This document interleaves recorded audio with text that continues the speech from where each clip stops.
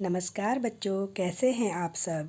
बच्चों, आज हम रेलवे प्लेटफॉर्म का दृश्य विषय पर अनुच्छेद लिखेंगे। आप सभी कभी न कभी रेलवे स्टेशन ज़रूर गए होंगे, रेल में बैठे होंगे। तो वहाँ सबसे पहले आप कहाँ जाते हैं? प्लेटफॉर्म पर। तो उस प्लेटफॉर्म के दृश्य के बारे में लिखना है। तो बच्चों, रेलवे स्टेशन एक बहुत व्यस्त और उत्तेजित कर देने वाला जगह होती है, ठीक है। वहाँ हमेशा गाड़ियाँ आती जाती रहती हैं। यात्रियों, कुलियों, फेरी वालों आदि लोगों की भीड़ यहाँ पर होती है। पता है आपको यात्री क्यों होते हैं? क्योंकि उनको एक स्थान से दूसरे स्थान पर जाना होता है।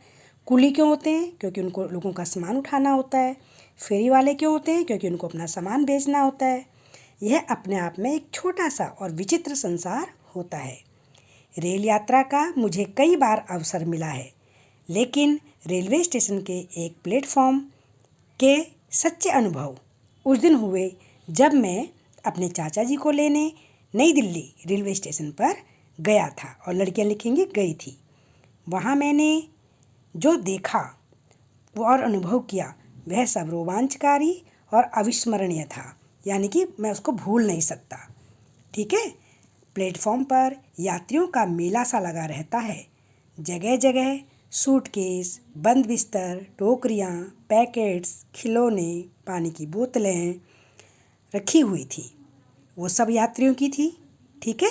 जब प्लेटफॉर्म पर कोई गाड़ी आती तो लोगों की भीड़, अनियंत्रित भीड़, जिस पर किसी का नियंत्रण नहीं था, है ना, किसी के काबू में नहीं थी, धक्का मुक्की करती हुई, एक दूसरे को ठेलती हुई, यानी कि धक्का कर मारती हुई सबसे पहले सवार होने की कोशिश करती।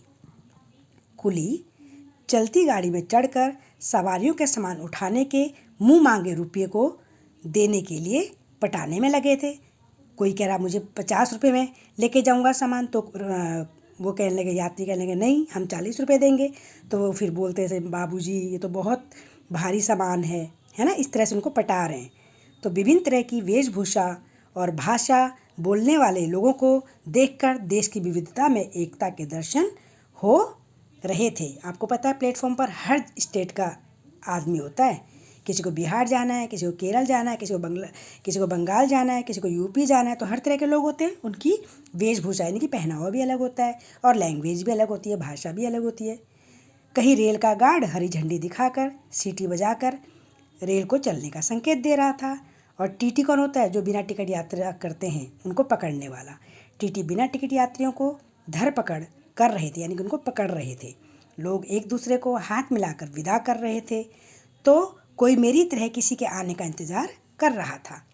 बहुत रोमांचकारी वातावरण था, यानी कि बड़ा मज़ा आ रहा था। तभी मेरे चाचा जी की गाड़ी प्लेटफॉर्म पर आ गई। जब हम यात्रा करने के लिए जाते हैं उस समय इस वातावरण का पूरा आनंद नहीं लिया जा सकता। क्यों नहीं लिया जा सकता? क्योंकि तब हमें अपने गाड़ी में स्थान पाने की शीघ्रता होती है और टेंशन भी होती है कि गाड़ी टाइम पर आएगी कि नहीं आएगी, पता नहीं हमें सीट मिलेगी नहीं मिलेगी, पता नहीं कितनी भीड़ होगी, ये सब टेंशन होती है ना। तो इसलिए हम उस समय गाड़ी को पकड़ने के चक्कर में प्लेटफॉर्म के दृश्य से को इतनी ध्यान से नहीं देखते। प्लेटफॉर्म पर बिताया गया समय मेरे लिए एक याद और अनुभव बनकर रह गया। देखो, उसके लिए याद अनुभव बनकर क्यों रह गया? तभी तो वो आपको बता रहे हैं अपने अनुभव को।